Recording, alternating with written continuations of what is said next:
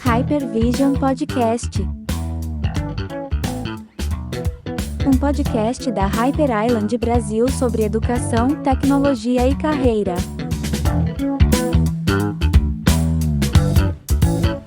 Olá, gente. Muito bem-vindos ao primeiro Hypervision Podcast.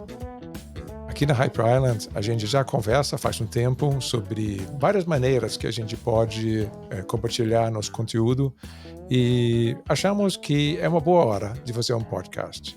A gente quer compartilhar com mais gente, engrenar mais conversas, compartilhar nossas ideias, ter feedback, e achamos que um podcast é uma boa plataforma.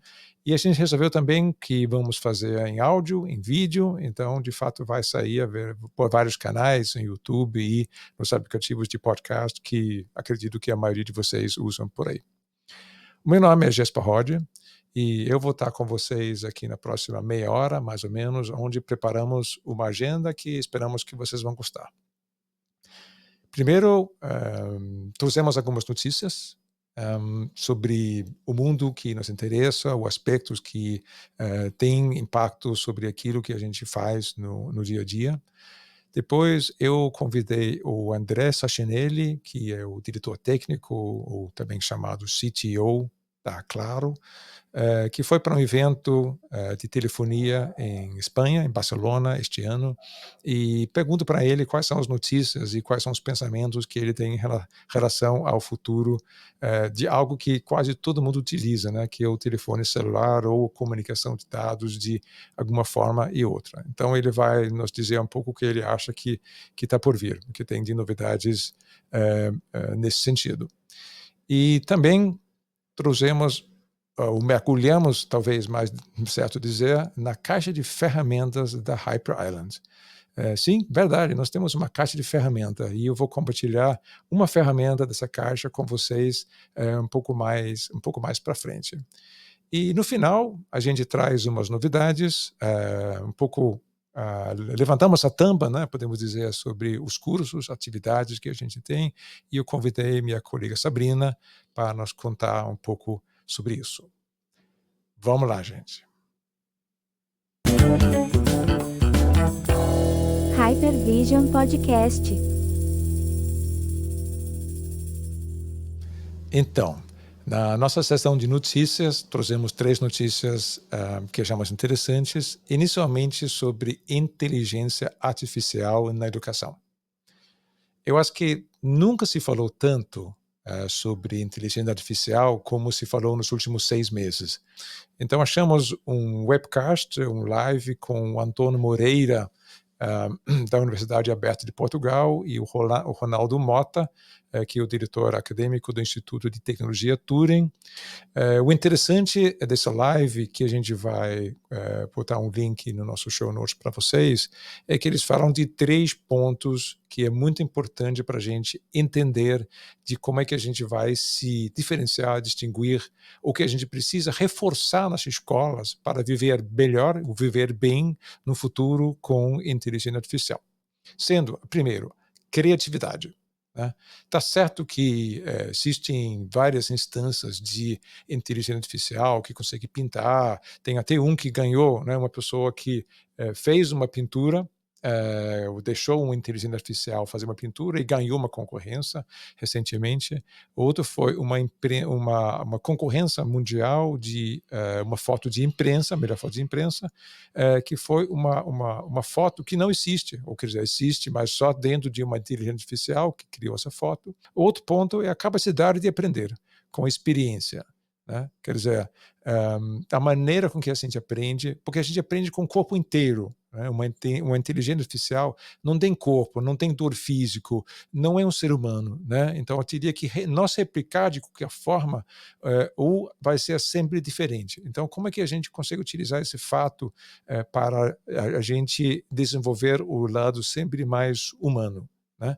E, por último, a tomada de decisões baseadas em emoções. Nós somos seres emotivos. A gente tem uma série de regras e éticas, de código de ética que nos define, e isso é muito difícil você implementar de maneira exaustiva dentro de uma inteligência artificial. Então, dessa maneira, a gente consegue se distinguir também. E aí, muitos de vocês vão dizer, puxa vida, mas então como que isso vai viver para sempre, né? Será que o ser humano vai sempre conseguir se diferenciar dessa maneira? Eu lembro um trabalho interessante que o antigo grande mestre de xadrez, o Garry Kasparov, ele fez, depois que ele foi o primeiro grande mestre que foi vencido por um computador, o Deep Blue do IBM, em 1997, e ele começou a estudar esse tema, porque ele assim, ficou inquieto com o fato dele ser derrubado. Aí ele acabou fazendo vários experimentos onde ele combina um computador com gente, né? Então ele fez 3 experimentos. Ele coloca o melhor computador C3 de xadrez para jogar e ganha, hoje em dia, até fácil, né, de um ser humano. Ele coloca os melhores seres humanos, melhores pessoas para jogar, e ele coloca pessoas bons de xadrez com computadores bons em xadrez, mas não os melhores. Nenhum nem outro são os melhores. E adivinhe, quem sai melhor? A combinação. Quer dizer, a combinação do ser humano junto com o computador é que sai vencendo nessa combinação. Eu acho muito interessante este resultado, porque isso pode nos indicar um caminho, né, o valor de colaborar, de dentro da nossa equipe, acabar incluindo uma pessoa como parte, uma pessoa, né, uma inteligência artificial como parte da nossa equipe. A segunda notícia que nós trouxemos para hoje é sobre 5G. Mas não o 5G como a gente conhece, né? Telefonia celular que a gente está acostumado a ter nas cidades ou por onde a gente anda, principalmente nas estradas, mas que muitas vezes, quando a gente vai para o interior, a gente acaba ficando sem sinal. Então, a operadora de satélites norte-americana, a AST Space Mobile, agora lançou seu primeiro satélite e fez de 5G e fez o primeiro chamada de teste nesse satélite, divulgaram agora há pouco tempo, nos Estados Unidos, onde ele conecta um celular 5G na mão com um satélite. Olha como é que isso é diferente, né? Porque a gente já conhece o Starlink, a iniciativa do Elon Musk, com milhares de satélites, mas para se conectar a esse sistema, a gente precisa colocar um terminal.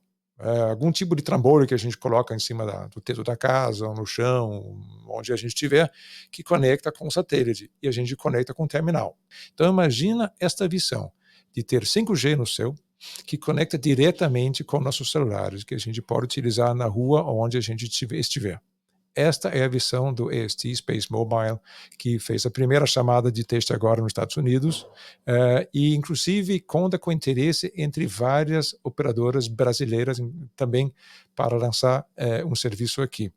A estratégia da AST Space Mobile é fazer uma extensão da cobertura das operadoras que vão virar parceiros dessa maneira, e basicamente esse serviço ele pode ser imperceptível, ele simplesmente dá cobertura no interior em qualquer lugar que a gente estiver.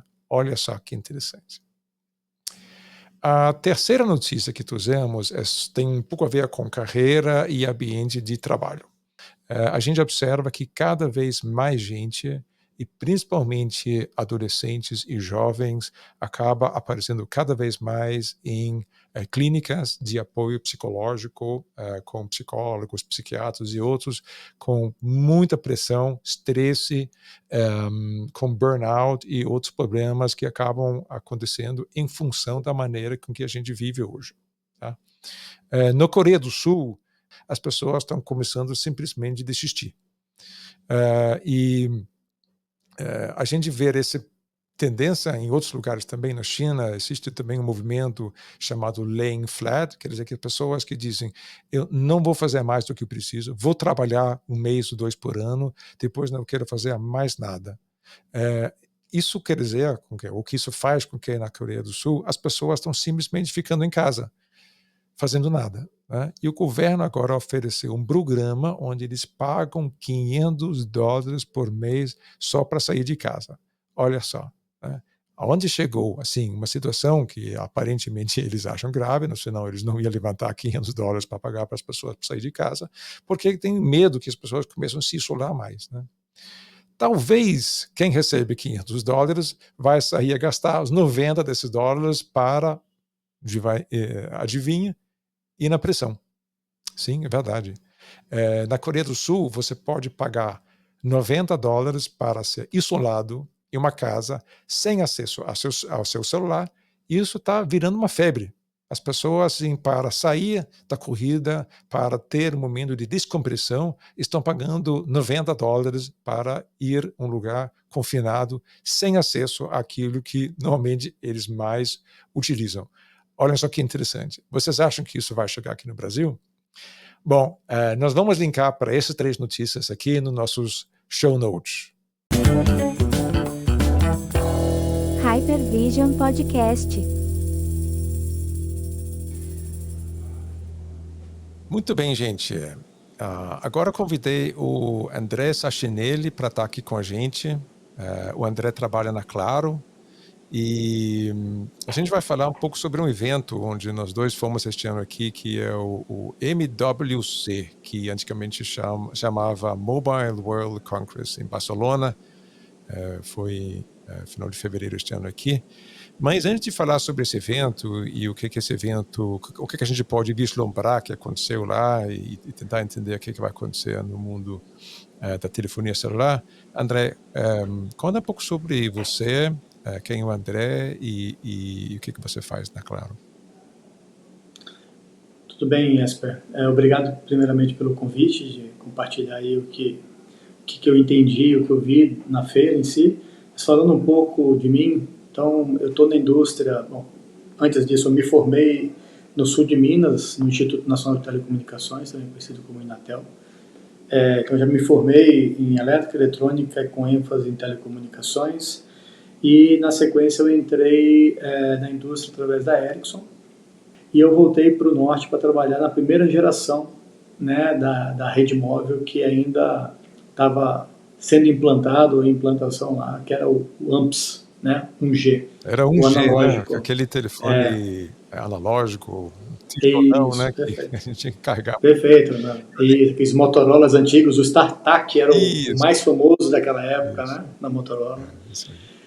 E acompanhei aí a migração no Brasil desde a primeira geração, na segunda geração, na terceira, na quarta geração. E aí, no meio da jornada ali entre a quarta e quinta, por volta de 2013, eu fui convidado para assumir a posição de CTO, de diretor de engenharia, então, diretor executivo de engenharia na Claro. Né? Naquela época ainda existiam 3 empresas aqui no Brasil do grupo da América Móvel, verdade. Do Carso, né? Era a Claro, que era uma empresa do grupo que via a unidade de telefonia móvel, a Embratel, que era uma empresa do grupo que via Enterprise, né? Business to Business, grandes empresas, e tinha a NET, que era a empresa que tinha um segmento residencial com televisão, telefonia fixa, pay-per-view, também tinha toda a parte de TV satelital e a banda larga. Então eu comecei em 2013, em 2014 eu assumi a engenharia da Embratel com a Claro, na primeira fusão, tentativa de união dessas empresas.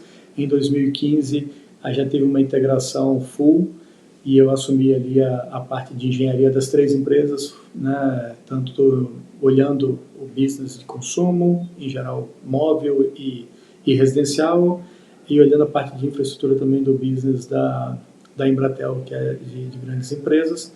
E agora é tudo claro. Então, agora não tem. E agora empresas é tudo claro. Nem utiliza essas marcas mais, né?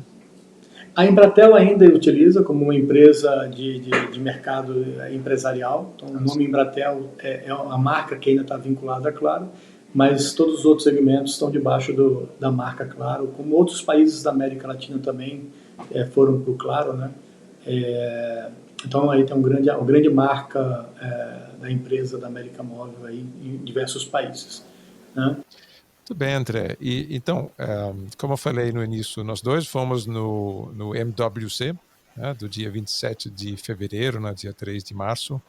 E, bom, é um evento bastante grande em Barcelona. Pelo pelo que vi, os números foram 90 mil participantes. Né? Tá começando, houve uma parada aí durante a pandemia, agora está começando a retomar de novo. Mas me conta um pouco, você viu alguma coisa assim de novo no evento este ano aqui? Como é que você sentiu o evento em relação aos anteriores? Tem alguma novidade que você notou, algo que você acha que vai ter impacto para o usuário de telefonia celular? Eu acho que o 5G traz uma questão que ela é importante e um debate que vai além da questão da tecnologia em si. Parte do que a gente faz, ele é processado ali, exatamente no telefone. Ou é processado no seu laptop, ou ele é processado na sua televisão, no seu computador pessoal, e por aí vai, em todos os devices que você tem essa conectividade. Esse é o Edge. Então, quer dizer, André, então funciona como se eu tivesse basicamente conectado com a nuvem direto, todos aqueles recursos de inteligência artificial que existem, sei lá, dentro das redes, eu posso ter isso basicamente, quando eu falo com o celular, ele vai poder responder, vou poder ter o retorno. Quer dizer, na verdade, quando a gente vê um chat GPT, por exemplo, a gente se surpreende com as conversas que a gente pode ter, né? Porque eu acho que o chatbot até então era uma coisa que muitas vezes a gente via que era meio burrinho, né? A gente falava para ele ou não entendia e já na quarta frase já falava, não sei, liga para alguém. Aí já começava a fazer um redirecionamento para o call center, né? Mas se a gente agora consegue conectar com a inteligência artificial na nuvem, e agora a gente tem isso, a gente pode imaginar que a gente pode conversar, né? Que o celular ele vai traduzir isso para texto e aí manda para dentro da rede. E aí, então, vou poder conversar como telefone, basicamente como uma conversa quase com uma outra pessoa, né? Essa é uma discussão bastante interessante, porque a indústria, alguns desenvolvimentos, eles são meio movimentos sanfonas, né? A gente tinha computadores e telefones extremamente caros e um dos desafios daquela época era assim, como é que a gente deixa isso mais barato? Para deixar isso mais barato, a gente tem que levar mais coisa para a nuvem, tem que deixar o processamento na nuvem, né? E isso vai consumir menos bateria e etc. O que a gente está vendo nesse momento é assim, como é que a gente agora consegue trazer todo o ganho que a gente conseguiu lá na nuvem, né, voltar uma parte desse ganho para o telefone. Então, eu acho que o desafio está maior em trazer aplicações onde elas vão melhorar essa experiência de uso pelaquela aplicação que fica embarcada num celular, né, e talvez exija menos de você como usuário em mexer, né, nas configurações do aplicativo e mais em você determinar o que você quer para uma aplicação de inteligência artificial e ela faz isso na nuvem e volta com um resultado para que você aprove ou continue melhorando aquele output que ela deu. Vou dar um exemplo. Né, o ChatGPT está embarcando a Microsoft está embarcando funções do ChatGPT no PowerPoint. Para que as pessoas consigam fazer sua apresentação sem sequer tocar no computador. Elas abrem o microfone dentro de uma caixa de texto no PowerPoint e falam, prepare uma apresentação com este perfil, com essa finalidade, que tem um objeto assim, com fundo verde, né, traga opções disso, daquilo. Então, a princípio, então, se você está no celular ou você está no computador, não faz a mínima diferença. Nossa, mas até que interessante. Então quer dizer que o celular pode meio que substituir o laptop, né, porque vai ficar com todos esses recursos, não porque está embarcado nele, mas se conecta à rede, né, conectar na nuvem via rede, e a gente vai poder falar de repente o que a gente quer. Nem precisa. Sem dúvida. Às vezes é um pouco irritante ficar tentando mexer no aplicação, editando na tela com os dedos e tal, mas de repente a gente fala o que a gente quer, a gente comunica com voz e dessa maneira a gente consegue fazer no celular, no que hoje a gente faz no laptop, de repente vai muito menos laptop no futuro, né? Eu acredito que vai ter uma migração do hands-on para o hands-free e que continua sendo hands-on no final, porque o resultado vai vir cada vez mais. Você tem uma interação muito mais falada, né, com ideias, com pensamento, onde você fala do seu propósito e sua visão, e aí a inteligência artificial traz aí aquilo que ela entendeu do que você falou. Então vai depender muito da habilidade que você tem em falar o que você quer. Tem outros exemplos que eu vi na indústria, né? Muitas empresas usam o Teams, que é uma aplicação da Microsoft, para fazer as reuniões, né, as discussões online e tal. Imagina você, ao final da reunião, né, você pede para o Teams te gerar uma ata executiva da reunião, Minutes of Meeting, onde deixa claro quais são os pontos de ação que ficaram estabelecidos e responsáveis, né, e destacar as questões que não ficaram tão claras na reunião, para que numa próxima reunião você possa esclarecê-las. E pronto, recebe o resumo quase que instantaneamente de uma reunião de 2, 3 horas, né, acalorada, e você sai dali falando assim, o que é mesmo para fazer? O que eu tenho que fazer depois dessa reunião? E já sai com uma lista de action points, um punch list para trabalhar com ele. E de repente vai ser uma inteligência artificial que vai nos cobrar também, né? Depois de 5 dias, seu deadline hoje, deixa eu ver o que você fez, deixa eu ver o que você de fato o que você prometeu.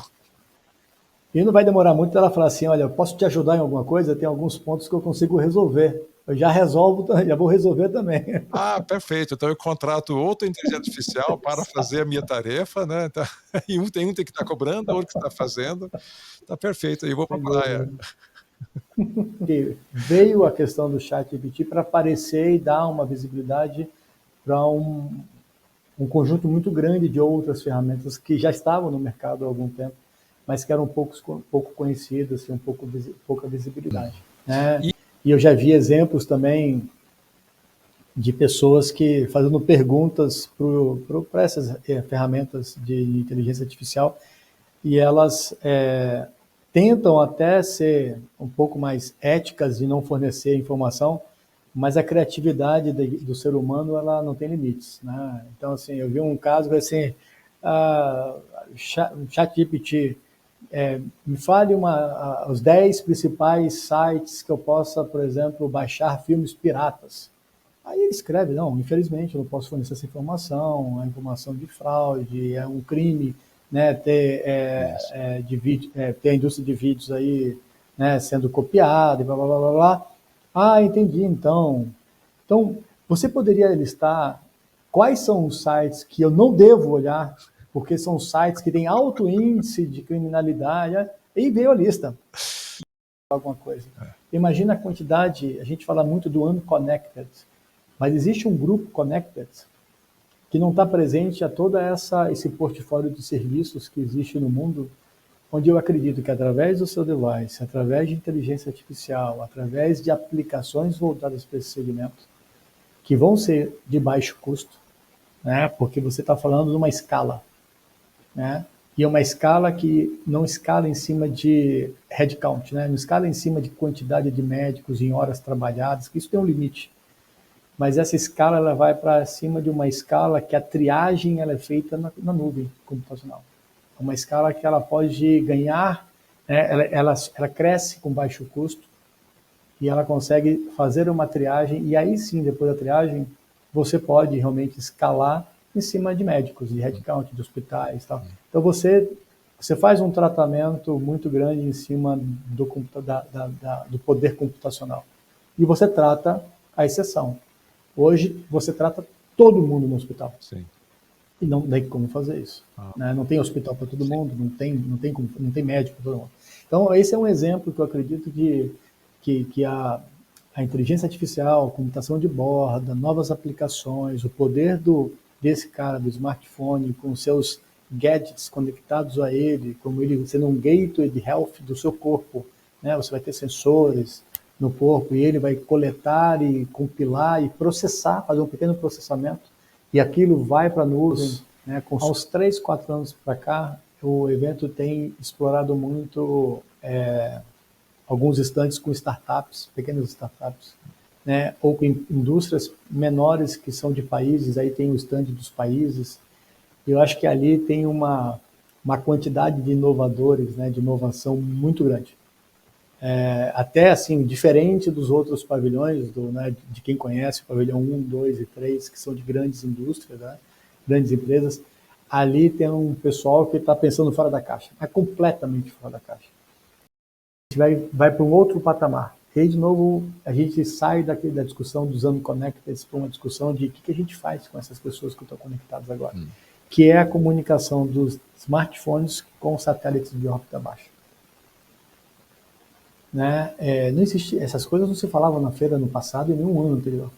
Esse ano, mais de um stand falou sobre isso. 5G no céu, basicamente. Né? Então, assim, não é uma inovação disruptiva, já se fala isso, né? Global Star, ou Iridium, já se fala isso. Mas se isso ganha uma escala, a gente vai para um outro patamar.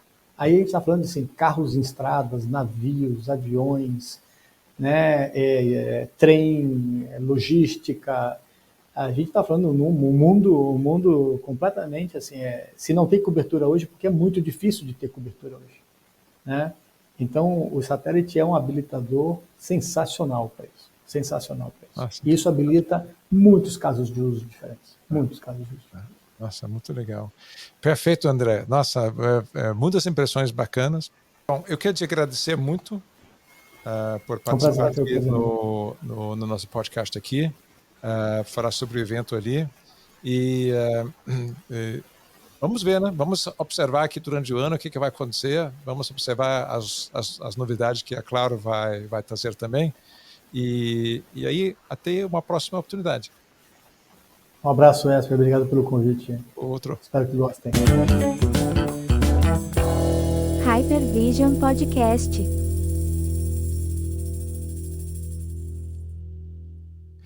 Então, vocês gostaram da conversa com o André Sagineiro da Claro? Para todo podcast, nossa intenção é trazer uma ou mais pessoas que trazem algum tipo de assunto que achamos interessante para compartilhar com vocês, e eu vou convidar essa pessoa para ter uma conversa. Se vocês têm sugestões, assuntos que vocês acham que a gente devia trazer, ou talvez você mesmo acha que você seria uma ótima pessoa para me visitar aqui no Hypervision Podcast, então escreve para a gente, tá? Nós vamos incluir o link de contato também no nosso show notes. E agora eu vou trazer uma ferramenta, abrindo a caixa de ferramenta da Hyper Island e trazer uma ferramenta para compartilhar com vocês. Também a nossa ideia de fazer isso em todos os podcasts, explicar um pouco sobre uma ferramenta que vocês possam utilizar. Lembrando que a nossa caixa de ferramenta ela é open source, quer dizer, todo mundo tem acesso, todo mundo pode utilizar. Nós temos, inclusive, a gente tem um site com todas as ferramentas, com guia, como utilizar, para que serve. A gente grupou eles em vários assuntos, né, o tipo de assuntos, dependendo de qual é a sua finalidade e para que você precisa de uma ferramenta de dinâmica de grupo ou coisas assim. E o primeiro é o que provavelmente provavelmente não, certamente você vai encontrar em todas as atividades da Hyper Island e que a gente também utiliza muito dentro de nosso grupo nas reuniões internas. O check-in e o check-out. Qual é a ideia disso? Bom, basicamente que a equipe se junta no início da sua atividade, da sua reunião, do seu workshop, o que foi fazer, cada um faz um check-in. E o que é esse check-in? Bom, às vezes, quando é presencial, a gente faz um círculo e todo mundo fala de algum assunto que a gente define. Pode ser o que você fez no final de semana, pode ser o que você comeu ontem, que tipo de assunto que você mais gosta de conversar com seus amigos, ou pode ser o que você espera ter como resultado daquela reunião, daquele workshop que está por começar. Tá? Está totalmente livre, vocês que escolhem fazer isso. E da mesma maneira que a gente faz um check-in, a gente também faz um check-out. Tá? Então, ao terminar a atividade, a gente faz o check-out, que pode ser quando é presencialmente, e aí quase sempre a gente faz um círculo. Né? A pessoa faz, ou quem for, né? Normalmente a gente não escolhe uma ordem para fazer isso, a gente vai no estilo pipoca, como a gente fala, né? Que cada um vai pipocando quando estiver na hora, dá um passo para frente, fala daquele assunto, né? Eu falo o check-out, dá seu check-out e dá um passo para trás. Né? Normalmente, a gente recomenda, utiliza no check-out algo sobre aquela atividade. qual é a palavra que você quer dar ou compartilhar com o grupo, qual é o sentimento, para que você quer utilizar isso, né? Pode ser alguma reflexão que a gente convida as pessoas para refletir ou compartilhar com o grupo ao final do seu evento. Dá um passo para trás, fala, ou faz o seu checkout, termina com a frase checkout, por exemplo, sentimental, posso fazer, né? Se eu fiquei muito sentimental durante um exercício ou um trabalho, falo sentimental, checkout e dou um passo para trás de novo, né? E aí vocês podem perguntar, mas hoje em dia, muitos, inclusive nossos cursos ou muitas reuniões acontecem online, dá para fazer isso também? Claro, dá para fazer perfeitamente online também.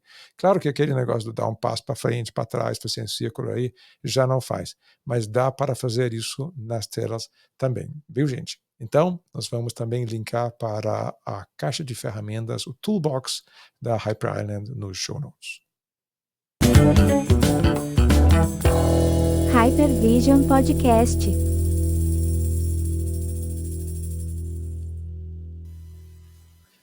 Bom, gente, agora, para conversar com a gente, eu convidei a minha querida colega Sabrina para falar um pouco sobre os cursos da Hyper Island.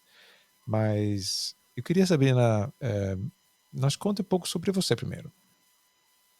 Beleza. Oi, Jéssica. Então, como vocês ouvem com o meu sotaque, eu não sou brasileira, sou francesa, sou a francesinha da Hyper. Sou uma viajante, eu saí da França já há mais que 13 anos. E eu tenho já o sotaque espanhol agora. Eu vivi na Alemanha, no Brasil, 8 anos, e agora estou baseada em Chile. Então, por isso, o meu português já vira um portunhol. Ah, legal, Sabrina. Então, nos conte um pouco sobre os cursos da Hyper Island. Como é que eles se destacam dos demais cursos que você pode encontrar por aí?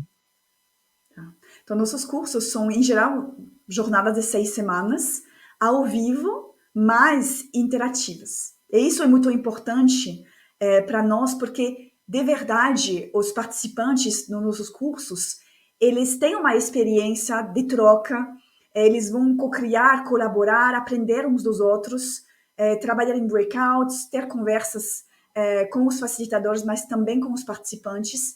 Então, realmente, é uma experiência diferente de um curso pré-gravado que a gente acha, em geral, no mercado.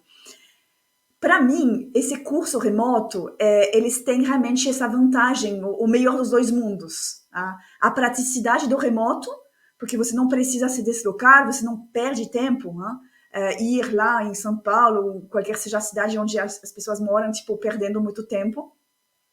E também essa sincronicidade do presencial. O fato de conhecer pessoas de background diferentes, de empresas diferentes, fazer esse networking, trabalhar em grupos, conhecer as pessoas e ter uma experiência lúdica, uma experiência leve, que tira a gente um pouquinho do dia a dia. Então, pessoas que querem se transformar e que querem se desenvolver e investir na carreira, sempre gostam das jornadas conosco e repetem vários cursos diferentes no nosso portfólio. Ah, legal. Então é basicamente como se fosse um curso presencial, só que online, né? Você acaba interagindo, você tem os seus colegas que você encontra, né? Entre cada etapa do curso também, né? Exato, pessoas querem fazer tipo um happy hour depois de algumas sessões, sabe? Eles se conectam além da jornada, então isso sempre é gostoso. Muito legal, Sabrina. Então, você quer compartilhar com a gente alguns cursos de destaque que são atuais agora? A gente tem um portfólio de 10 cursos em total, e são ao redor de 3 temas diferentes. Tem o tema de liderança e cultura, com cursos como liderança do futuro, transformação exponencial, liderança ágil, que em geral são os cursos mais procurados. Tem um tema sobre comunicação e experiência, então storytelling, behavioral design, customer experience design também, que está bastante procurado. E o último tema está ao redor de inovação em negócios. Então, como Human-Centric Innovation, ou, por exemplo, o último que está agora saindo do forno, que é o nosso Criatividade Aplicada, que realmente é um curso quando as pessoas querem treinar esse músculo da criatividade, se reinventar, ter mais ideias, aplicar, levar as ideias para realmente o business. É um curso que a gente lançou em 2023. Jesper, você está bem convidado, tá? Para entrar nesse curso deu e vontade ver com a mesmo. gente. Deu vontade mesmo. E para você, ouvinte, aqui, a gente vai deixar os links para você conhecer melhor esses cursos e outros nos nossos show notes. Valeu, muito obrigado, Sabrina, por compartilhar essas informações com a gente e até a próxima. Obrigada, Jesper. Tchau. Tchau, tchau. Chegamos ao final de nosso podcast. E aí, gostaram? A gente gostaria muito de ver de vocês. Deixem seus comentários para nós. Se você gostou, aquilo que você acha que a gente pode melhorar, se você tiver alguma ideia que você queira compartilhar com a gente. Tá? Se você gostou, nós dê um like, ou na plataforma onde você está baixando, acessando o podcast, ou na plataforma de streaming, se você estiver assistindo o vídeo. Você também pode utilizar aquela ferramentinha da Hyper, talvez você conheça. Que bom, que pena, que tal?